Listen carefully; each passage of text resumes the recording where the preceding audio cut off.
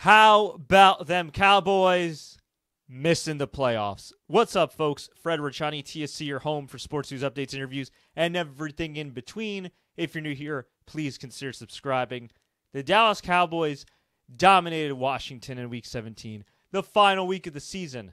All they had to do was win, and they're in. Oh, and by the way, they needed the Eagles to lose to the New York Football Giants, which, oh, by the way, the Eagles actually won the game. So now the Dallas Cowboys are on the outside looking in. And whether Philly gets demolished or somehow, some way upsets either the Niners or the Seahawks next week, the reality is the Eagles, despite over 24 injuries over the course of their season as far as players go, I think they mentioned on the broadcast like 26 players have missed at least some time for the Eagles. That is crazy. They lost players during the game. They've lost players before the game. Almost every day I was getting an injury report from the Eagles PR staff, and it just is growing and growing and growing. But kudos to them. While I do think they still underachieved in some way, and I think they should be better than 9-7 if Carson Wentz is going to be your highest paid player. But they got in. They overcame adversity. They overcame injuries. They did their thing. And now Carson Wentz gets to prove why he's making the big bucks. But in terms of Dak Prescott, looking for that new deal, not good. In terms of Ezekiel Elliott justifying his contract, not good. But at the end of the day, I do think that the talent is there. And and I hate to say that because I am not a Cowboys fan. I'm not a fan of Jerry Jones. I'm not a fan of him as a person. But I will say he is a guy that obviously knows how to market himself, market his team, sell them tickets, sell fans high hopes, only for them to, underachieve on a consistent basis. So I think that Jason Garrett's out. I think that Pat Shurmur for the Giants is out. I think that David Gettleman, the GM of the Giants, believe it or not, I think he might actually get a chance. And the reason I say that is because I think because Gettleman drafted Daniel Jones, who's played relatively well, for a rookie anyway, and compared to what we thought he was going to play like, which wasn't that well at all before the season.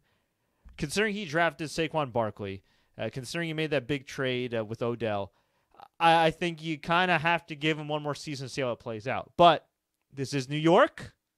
Fans are impatient.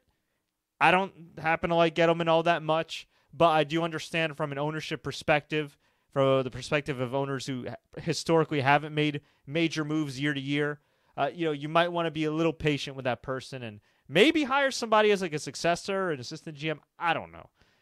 No easy answer for the Giants' problems, although I think Daniel Jones could maybe use another high-level wide receiver. Oh, wait, they had one a while ago. I think he's in Cleveland now. But regardless, the important thing here to know is that the Eagles are in the playoffs.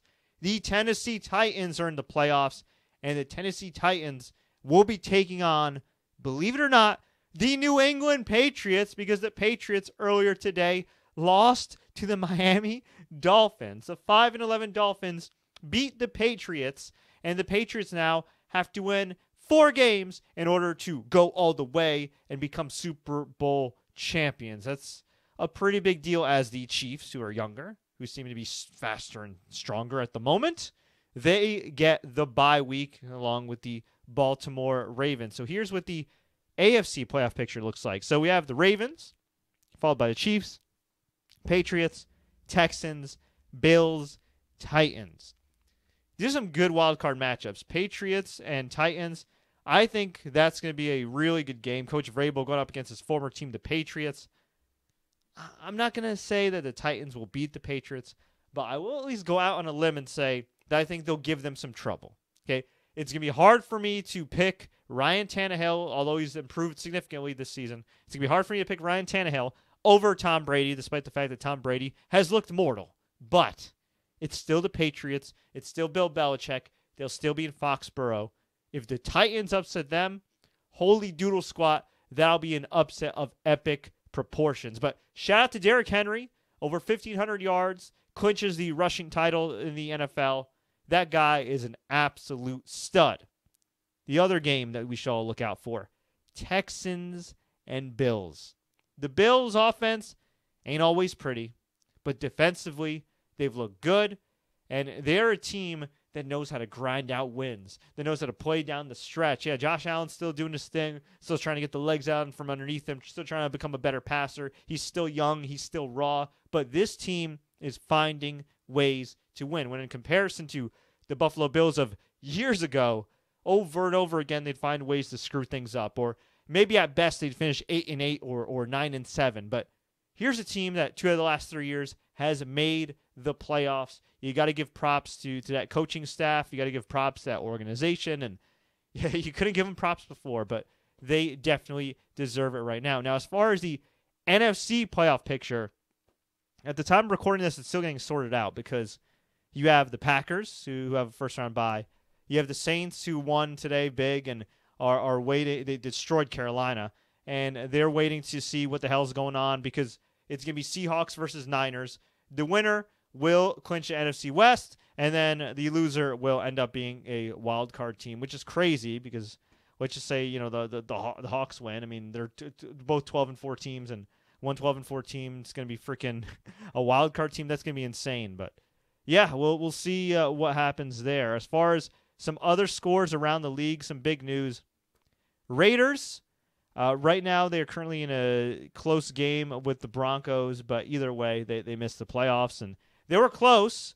They needed some wacky scenarios to happen, right? They needed the Titans to lose, the Steelers to lose. The Steelers did lose, but they didn't get the help, and whether they win or not, it is what it is, and it's unfortunate for the Oakland Raiders, who are now going to be the Las Vegas Raiders, because they seem like they had some promise this season, and the whole Antonio Brown thing, among other issues, just sent the team spiraling out of control. They looked good for a little while. I think they were like 6-3 at one point, 6-4, and well, they're going to end the season either 7-9 or 8-8, which obviously isn't good enough for a team taken home in a new market.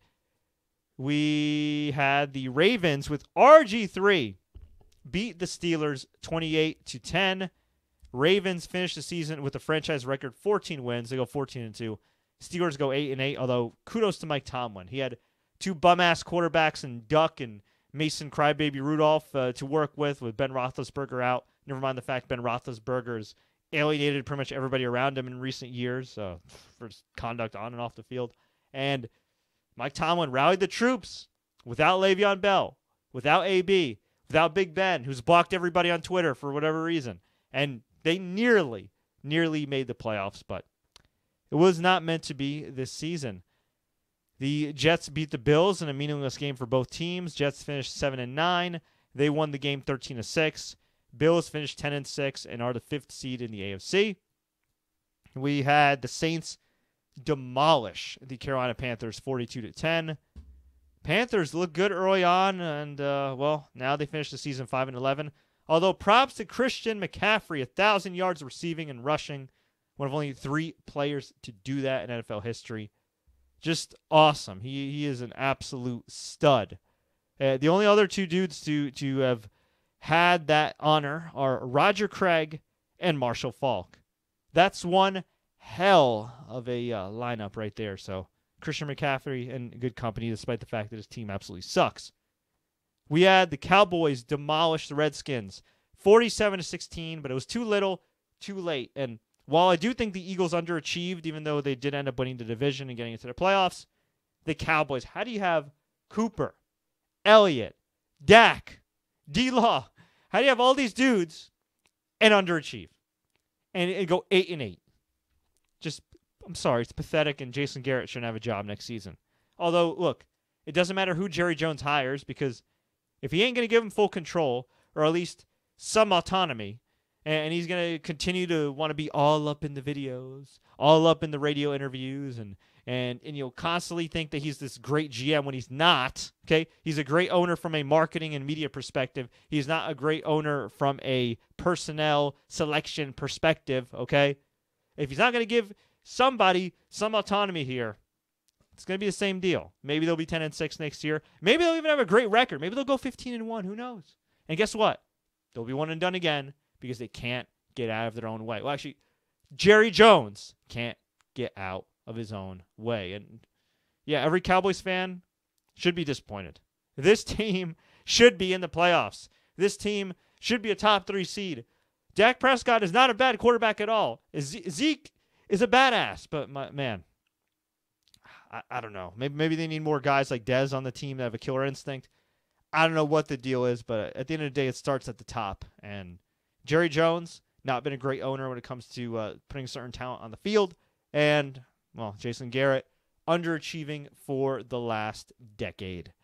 And by the way, some people have said, oh, well, Ron Rivera has a similar record to Jason Garrett. Why does Ron Rivera not get the hate?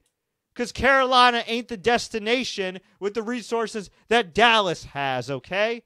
More people are going to pick Dallas usually when the name's on the marquee there compared to Carolina. The Dallas Cowboys have Super Bowls. The Panthers have never won a Super Bowl. And the Panthers were in the absolute doldrums. And Ron Rivera and Cam Newton pulled them out from the doldrums and made it to a freaking Super Bowl and multiple division titles and playoff wins. All right? How many playoff wins has Jason Garrett had? 1? Maybe 2? Yeah. Inexcusable after a decade. The Jaguars, in another meaningless game, beat the Colts 38-20.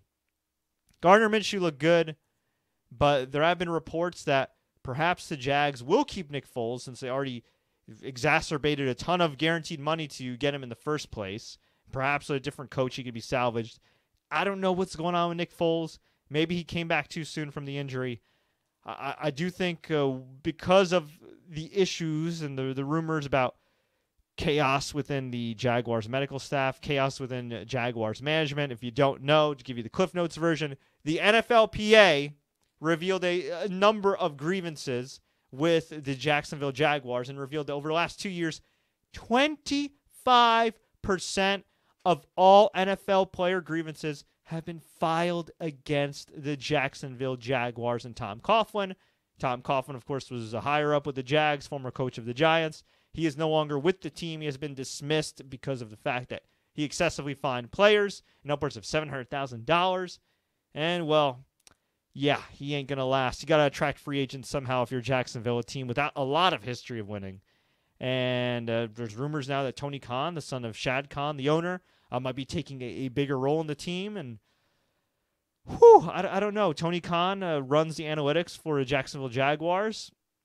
His analytics told him to get great players like Blake Bortles and to get rid of Jalen Ramsey when a lot of his teammates wanted to keep him.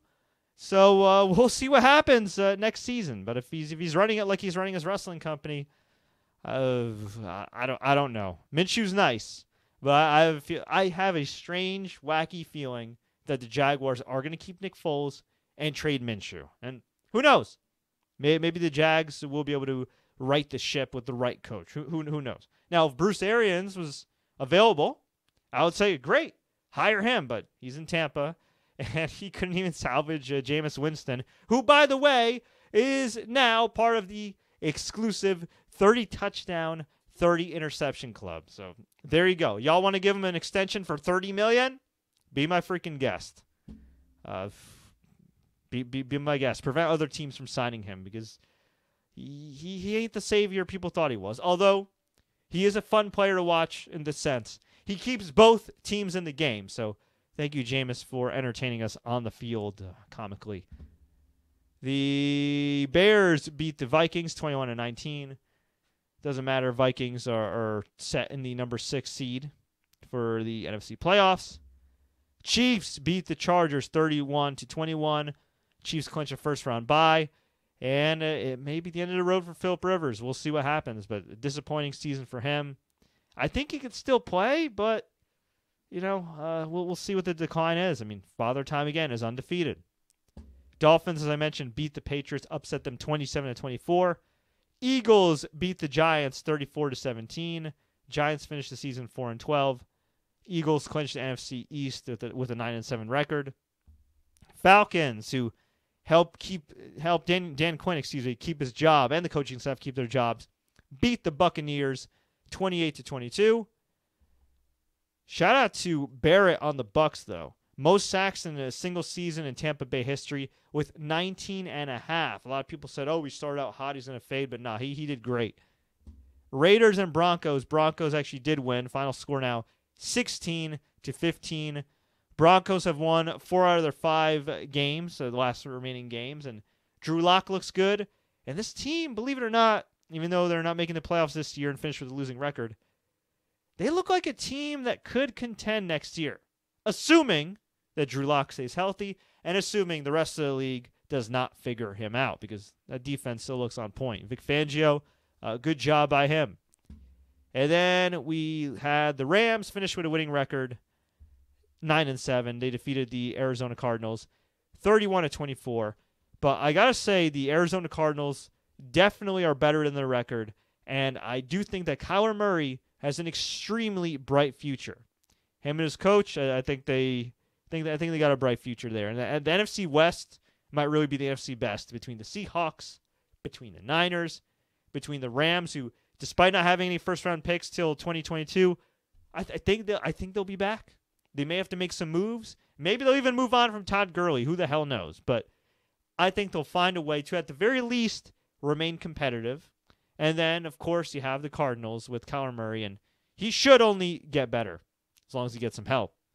So overall, one hell of a Week 17. One hell of an NFL season.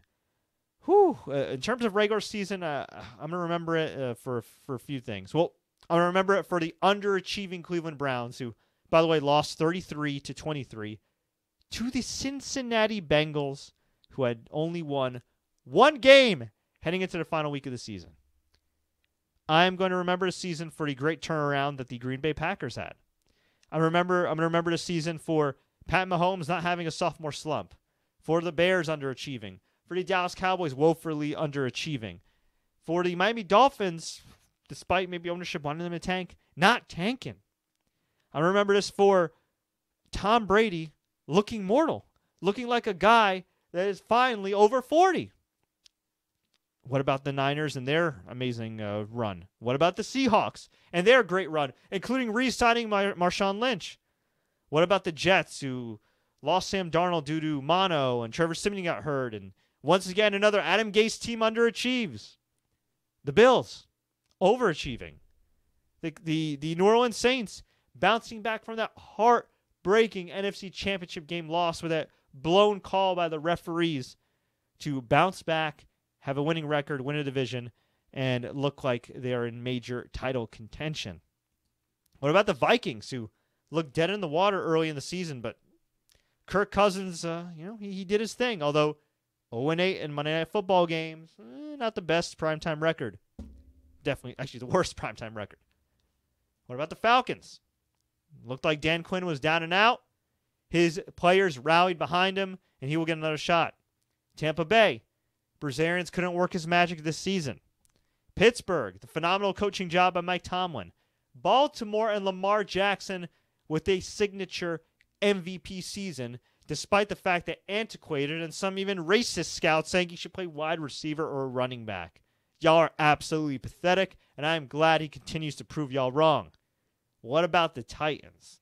What can you say about the Texans? And look, the Texans already locked down the AFC South, but to lose 35-14 to a division rival going into the playoffs when you don't get a bye, not the best. What about the Jaguars, who decided to bench Minshew, bring back Nick Foles after he got injured in the first game of the season, and, well, their season fell apart. What about the resilience of the Eagles, despite, some would say, underachieving? Giants, the final ballad of Eli Manning. Oakland Raiders, flashes of brilliance, but ultimately a disappointment. And the Cardinals, looking to the future, a bright future with Kyler Murray. And what about everything that happened off the field? The farce of a workout that the NFL planned for Colin Kaepernick. Hey, media's not allowed here. We're not going to tell you who you can work out with. We're not going to tell you, all the parameters and everything. We're going to give you only 2 hours to accept. And hey, you got to sign this shady-ass waiver that's completely different from other waivers, which also prevents you from suing us despite the fact that it looks like we're clearly colluding against you again. Well, hey, there's a happy ending here because at the end of the day, Colin Kaepernick didn't violate his principles. He just released a new shoe line with Nike. He's getting that money, and he's still making a positive impact. And quite frankly, why put your body on the line for people that don't give a damn about you anyway? Especially when you already got money and you're still getting that money. So much respect to Colin Kaepernick there. What about Roger Goodell continuing to bungle anything involving the NFL off the field? This social justice partnership with Jay-Z, which I was skeptical of, but I have a lot of respect for Jay-Z. I'm a big Jay-Z fan, but man, I haven't seen much social injustice eradicated by Jay-Z in the NFL. What about Roger Goodell's investigation of the Antonio Brown sexual assault allegations, huh? What happened? Antonio Brown, even though he's Antonio Clown, and I've lost pretty much all respect I had for him at the beginning of the season, despite the fact he is a clown, it should not take the NFL all these weeks, the last 2-3 months, to interview accusers, to interview other witnesses. Y'all got to make a decision. The Saints just worked out AB. If the Saints sign AB, oh my God, that is a cheat code waiting to happen between him and Michael Thomas, who, oh, by the way, set the catches record. Shout out to him. Man, they got to get their ish together.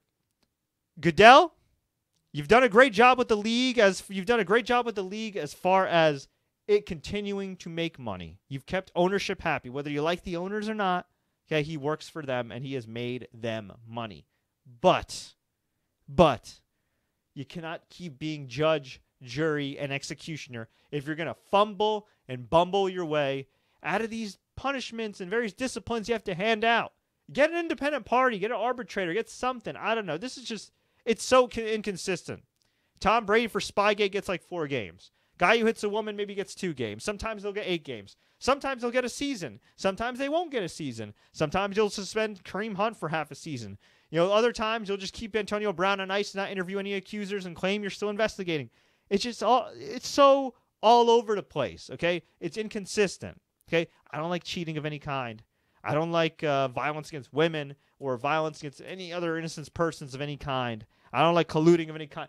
Whatever the case may be. But whether you agree or disagree with what the NFL does off the field, okay, at least have some consistency. I think we'd all agree on that, right? Same thing with the officiating. What's a catch? What's pass interference? What's reviewable? What's not reviewable? What crossed the plane? What didn't? Okay, going into 2020, following these playoffs, I sincerely hope the NFL gets an independent party, or as independent as it could possibly get, given all the money at stake when it comes to determining punishments. And I hope that they do a major officiating overhaul, because for an entity that makes that much money, billions of dollars, and gets hundreds of millions of views online and on TV every single week, it's inexcusable. It really is inexcusable for them to be so inconsistent in off-the-field issues and, quite frankly, on-the-field issues when it comes to officiating. But, folks, I want to hear from you. What do you think about the 2019 season? What do you think about the playoff picture? Let me know. Leave a comment below. Tweet us. Facebook us. Do what you got to do. If you enjoyed this update, like, share, take care. You can subscribe to the podcast by clicking that subscribe button, enabling notifications. And until next time, as always, enjoy the games and stay tuned for more playoff coverage.